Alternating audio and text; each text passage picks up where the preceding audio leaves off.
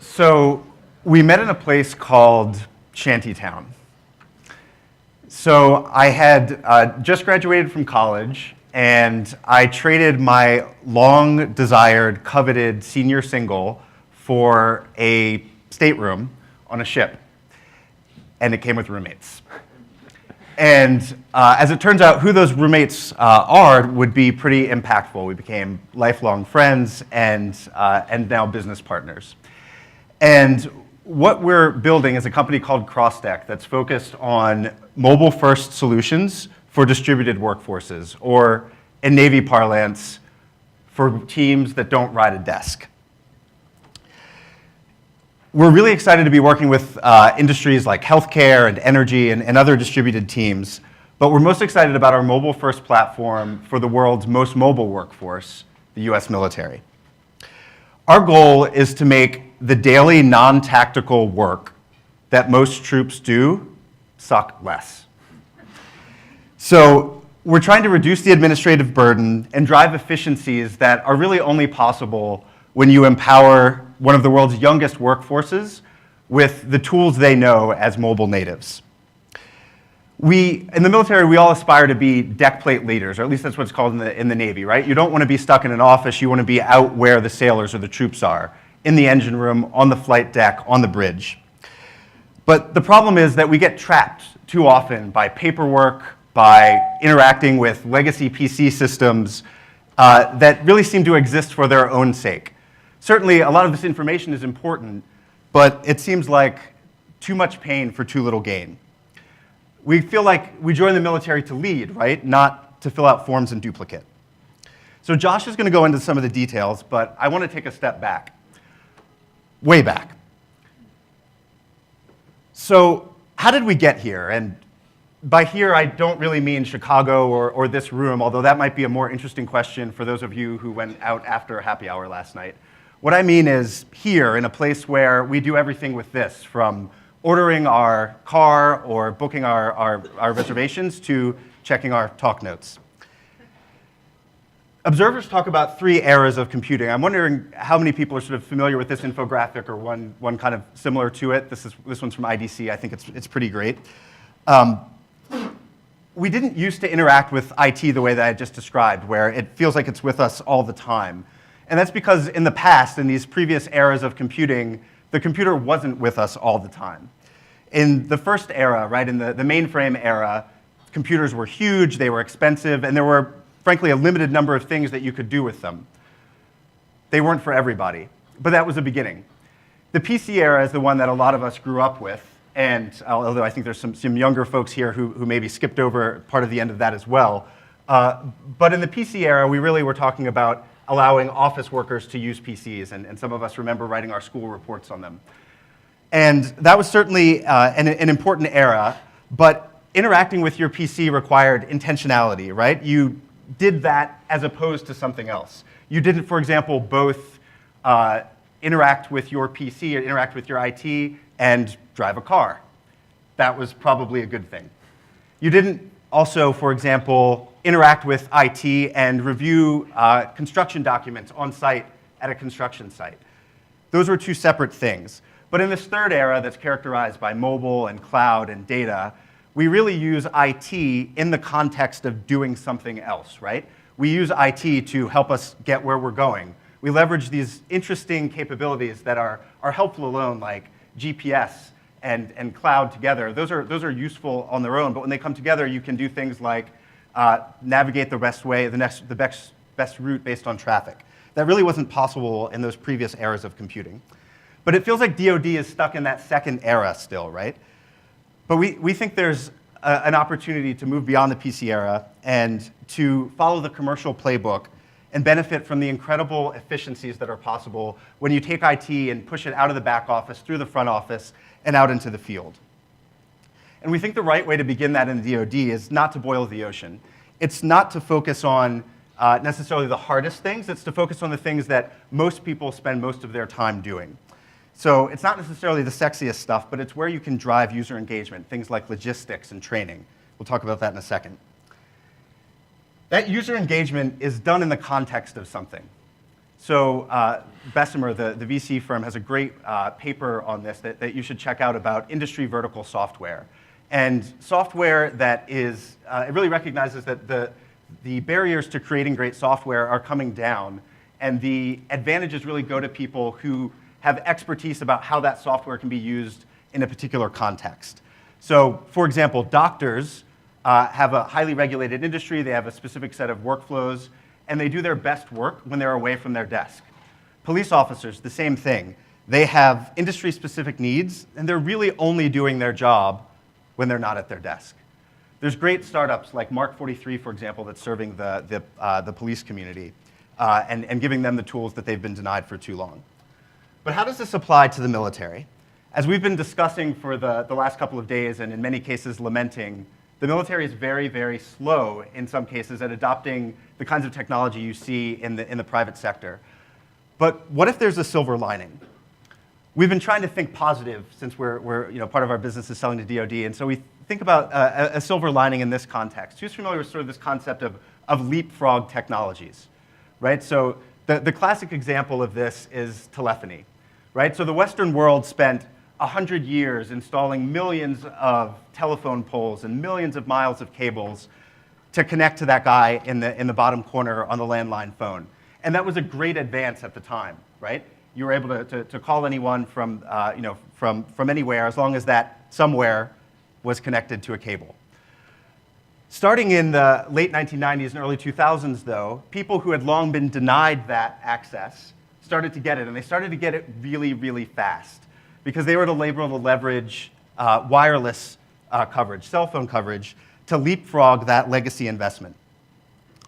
So we think that's very, very powerful for a couple of reasons. One, they were able to sort of obviously understand the best ways that you could use that in business and other contexts, but they're also able to solve other problems.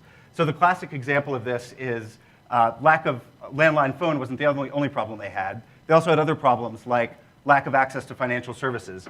And so in a really amazing, kind of ironic way, emerging markets became the leaders in mobile payments, which is a very hot area now. But if you look back 10 or 15 years, systems like M-Pesa in Eastern Africa allowed you to use your cell phone for financial services, not just to store value, but also to trade and for microfinance. Incredibly powerful. And again, they were able to do that not because they were first, but because they saw what had come before. And so in that way, I'd like you to consider that despite the downside of starting late in a lot of these technologies we've been discussing over the last few days, there's this very interesting opportunity for the DoD to sort of start on second base. And so looking at this from an optimistic lens, Josh is going to tell us a little bit about how we've thought about what starting on second base looks like with mobile technology and DoD. Thanks, John.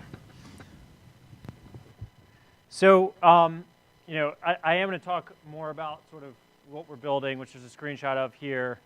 But I just want to start out. I think this conference is called Defense Entrepreneurs Forum. Who in the room considers himself an entrepreneur? Okay, good. That's kind of the result I was hoping for. I think whether we are in uniform trying to impact change from inside the organization, whether we are outside as an entrepreneur or an investor, a great definition of entrepreneurship is simply pursuit of opportunity beyond resources controlled. So identifying a problem, trying to solve that problem, despite not having all the things you need personally to do it yourself. And so I'll share a little bit about our entrepreneurship journey. John mentioned Shantytown at the beginning. Shantytown was the affectionate nickname for our sort of the smallest and embarrassingly the most sort of sloppy stateroom on the USS Pearl Harbor, where they stashed all the new ensigns. I was fortunate enough to share that with John and a guy named Josh Welly, who is not here today, but is our third co-founder of the company.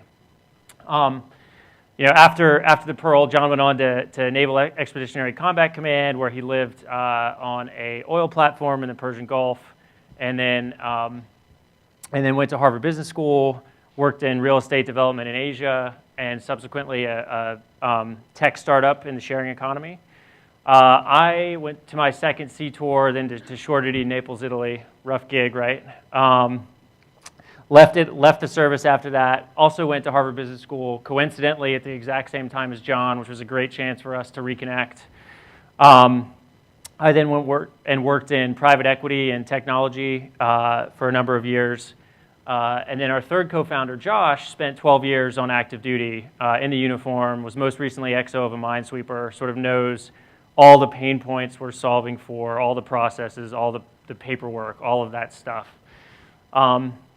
So how do we get started? I've heard a lot about engaging end users over the last couple of days. It was a big theme in the session yesterday, the workshop for those of you that attended on, how do we, as part of this DIUX challenge, how do we think about engaging all these different stakeholders? One thing we heard resonatingly was talk to the end users. And so that's actually how we got started. We'd had this idea for a number of years, but we wanted to validate it before we went and dedicated our lives to working on it. So we went and talked to over 100 end users, and we asked them two questions.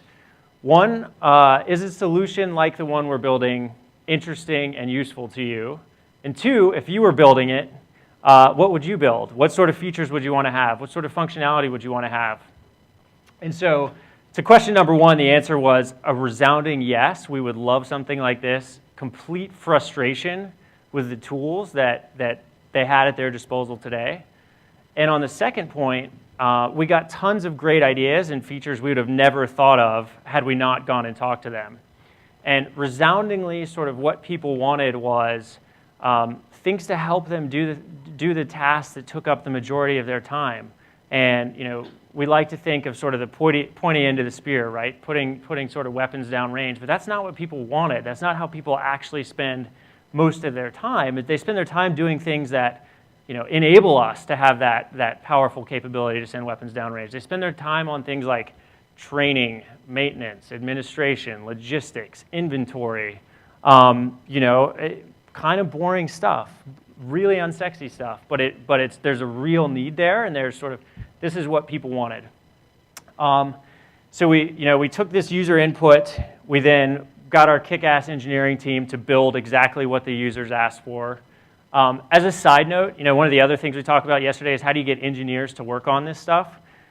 Engineers, many of them are highly motivated by working on cool stuff for the military, rather than like their fourth mobile app for watching kitten videos. I mean, it's, to them, this is meaningful stuff. And so we built the, we built this product. I'll tell a little bit about sort of what we built. So this is a customizable dashboard where an individual can do all of the tasks they want to do, sort of related to their work. And it's a suite of applications. So this example is sort of like a Surface Navy example.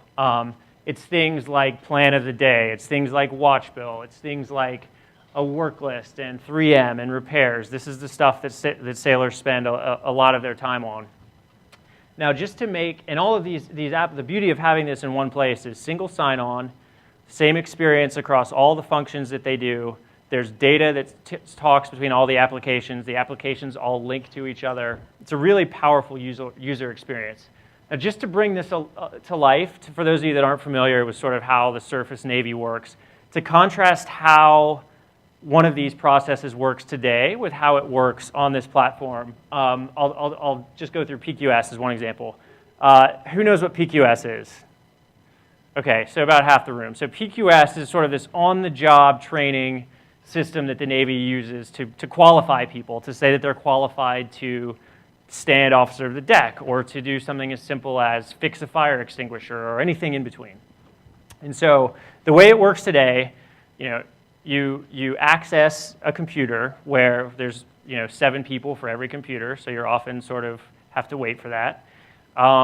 You get on a computer, you print out this thick binder of stuff. Then if you're an enlisted person, you store that underneath your rack where you have it locked up.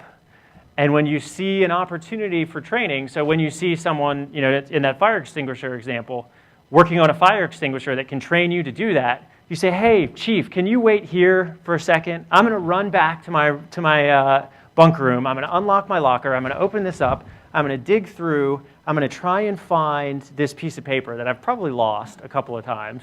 And then I'm going to come back, hope you're still there, and have you sign that off. And that's one of hundreds of sort of line items within this. And there's all sorts of, sort of training material that's supposed to assist in this, so like references, other things on how to do it that you can't access because it's a piece of paper.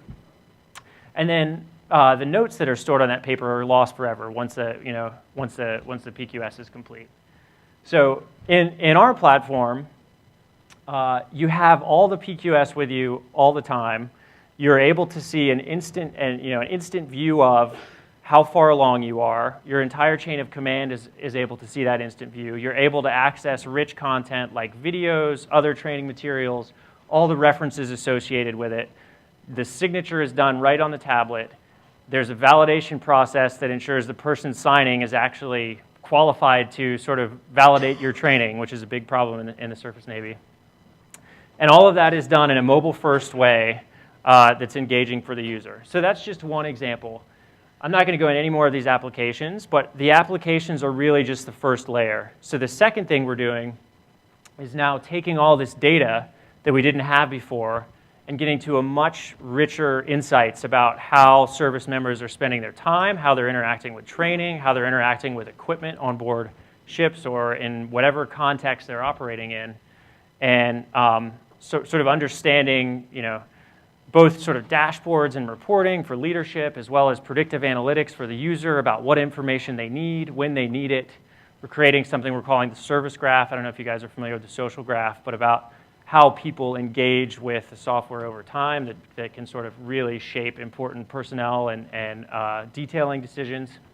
And so, and then the third layer of this is a platform for innovation. So we've built this platform in a very open way.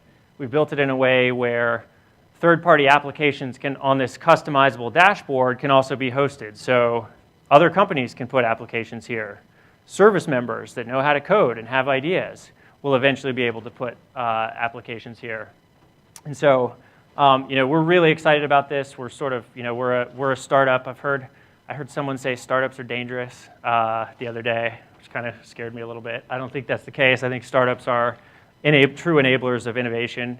But we love talking to end users, and we thought this is a group of people, tremendous experience in the military, have been end users in many cases, and who care about innovation. So as we open it up for questions, would also love to hear further ideas. You can catch us offline or mention them here about sort of functionality that you think would be relevant. And this is across the services. We talked all Navy here, but we're sort of expanding now into some of the other services. So with that, I'll open it up for questions.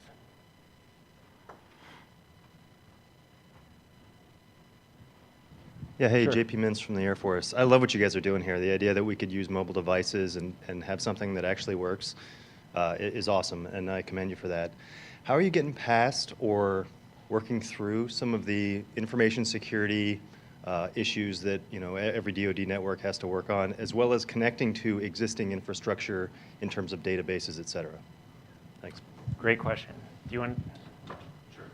So it's a really good question. I think there's, throughout all of this, there's sort of been a chicken and egg problem, right? So it's when you think about sort of this time machine element, it's 2015. Enterprise mobility has been a thing for eight or 9 years, and it's we're just starting to catch up to that. And I think part of the reason is it's twofold. One is the chicken and egg issue. There needs to be something to use in order to justify those connectivities.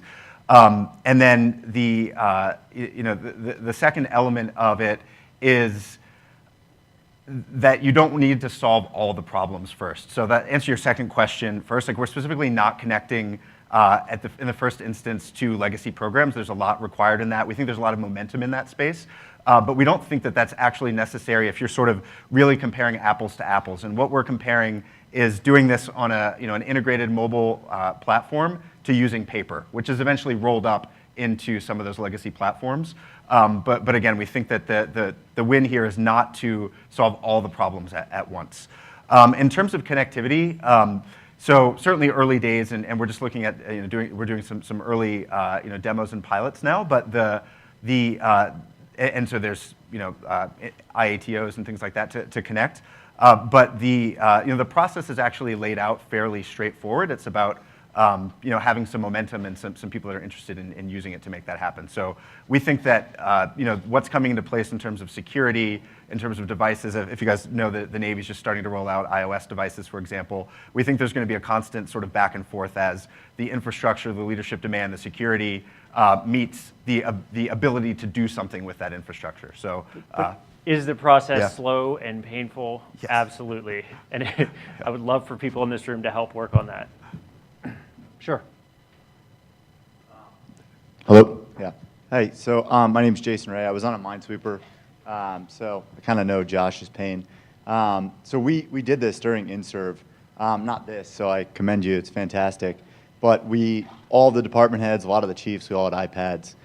What made it super powerful was the fact that we had Wi-Fi on the ship. I don't think we were supposed to have Wi-Fi, but we did.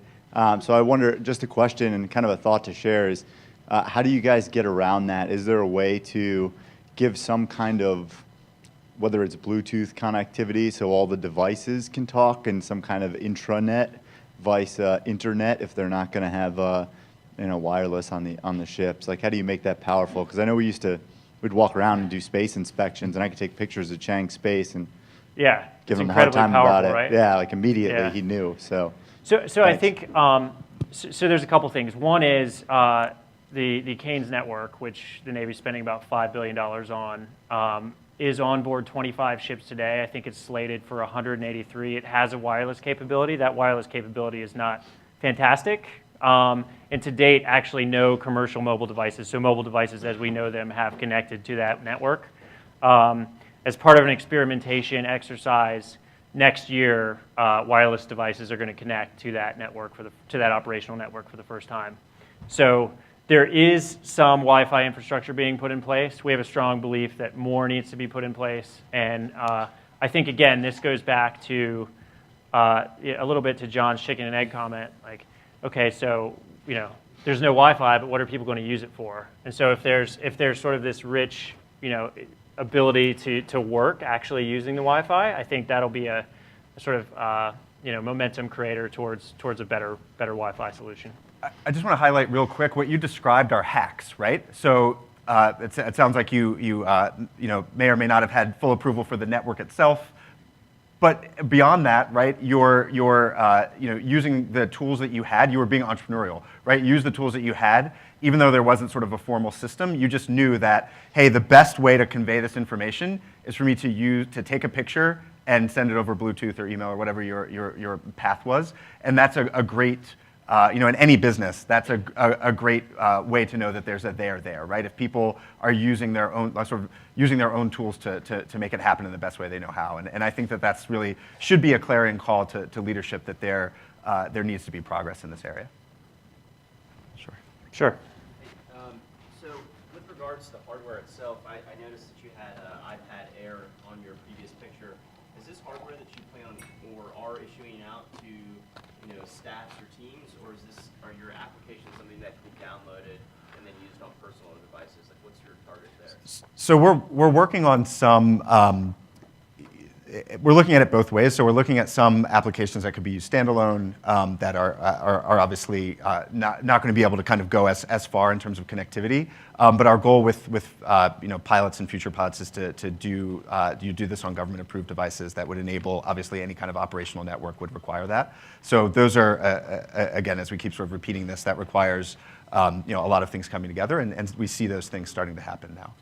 So I guess a follow-on question would be, what happens to the data that these users are inputting? If they're using a device that is theirs, but they're talking to other soldiers or sailors, is there a central server per ship that it's communicating with when they walk away from that ship? What happens with the data when they're done using it for the day? Yeah, so we are. So we're not live shipboard yet, but the goal is to. So there's replicating server shipboard, and so we see that as sort of the standard way to store that going forward. So that is. So we've been sort of modeling and piloting this out, but that would be the connectivity, and those again on that scenario it would be government furnished equipment, which there's some momentum from. You see mobile just starting to make its way out in a few areas. Sir. In your modeling, your piloting, have you done a lot of actual, in your modeling and piloting, have you done any empirical studies as to what the actual advantage of the software is, or is it purely qualitative? Yeah, so we're tracking, usage and doing interviews and things like that. But so we are, and this is another one of those things that's there's actually a great study. I think somebody was talking earlier about like NPS, Naval Postgraduate School. Whenever they come out with something interesting, they talk about cutting their budget. One of the things was that they actually studied how people spend their time, and the ratios that they thought were off by, sort of that big DoD thought, were actually off by a factor of 10, right? Of how they sort of billeted people and assumed they spent their time versus how they actually spent their time. So one of the things that's interesting for us is to look and see how long does it actually take to do a maintenance check or to complete an element of training, and that reporting is built in, right? So just by going through the process, you're able to say, I started at time 0 and I finished at time 25:37. Over time, we'd hope to be able to look at that data across different platforms and see how what different factors influence how people spend their time. So we are tracking it empirically on the platform. You talked about like one ship as it stands by itself. What about when you have, like, you deploy this to multiple locations? Are you going to peer information between like servers on different ships, or is this going to be closed off to like an individual ship? So great question. I mean, we're certainly looking at this as a crawl, walk, run element, and again, as to our earlier comment, we want to avoid boiling the ocean. We think that just to this point of cross ship information. If you think about so even go back to the name cross-stack, it's about supplying information that is, or tools or insights that are available one place and needed another place. So one of the things that we found in a lot of our interviews is that there's often not known whether someone is a true expert at something or they just have the qualification, right? So did you repair this part one time to get the check done, or did you actually do this 500 times and you're a real expert? So if you think about how it could be useful to move somebody from one command to another when there's a knowledge gap, we think that that's the real power for multi-unit use cases. Do you think you'll be able to evolve maybe knowledge online with a mobile system that is a little bit more user-friendly because of this? Well, I think there's a lot of people that are innovating in this space. I know there's some work being done on sort of mobile training modules. I think that one of the issues is just the number of, how disconnected things get, right? So you might, even if you have a great piece of training content, so even if it's overhauled, right, do you have that when and where you need it, or are you going back to the ops office or the engineering office to do that module when actually really that information might be, if it's something on damage control, for example, might be really valuable to have down in the repair locker, right? But you can't access it in the repair locker because you're away from your desk. So we think that certainly there's other people and lots to be done with training resources, but it's really about making whatever is created available when and where you need it. One more. Great. Thanks so much. Thanks, guys.